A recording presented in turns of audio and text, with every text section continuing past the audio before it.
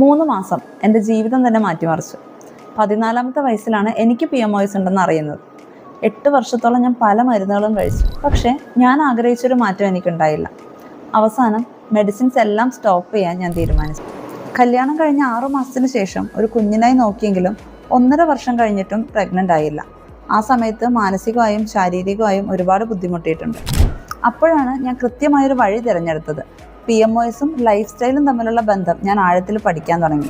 അങ്ങനെ എൻ്റെ ഭക്ഷണ രീതി, ഉറക്കം, ഡെയിലി റൊട്ടീൻ ഇതിലെല്ലാം ചെറിയ കൺസിസ്റ്റൻ്റായ മാറ്റങ്ങൾ ഞാൻ കൊണ്ടുവന്നു.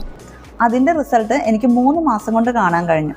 എൻ്റെ ആരോഗ്യത്തിൽ മാറ്റം വന്നു, എൻ്റെ പീരിയഡ്സ് റെഗുലറായി, PMOS റിവേഴ്സ് ചെയ്തു, അങ്ങനെ നാച്ചുറലി പ്രഗ്നൻ്റ് ആയി.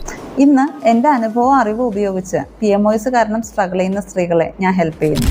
നിങ്ങളും PMOS കാരണം സ്ട്രഗിൾ ചെയ്യുന്നവരാണെങ്കിൽ ഒരിക്കലും പ്രതീക്ഷ കൈവിടരുത്.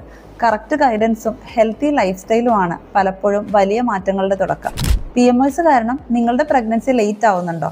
ഫെർട്ടിലിറ്റി എന്ന് കമൻറ്റ് ചെയ്യൂ. 7 days ഫെർട്ടിലിറ്റി റീസെറ്റ് PDF ഞാൻ ഷെയർ ചെയ്യാം.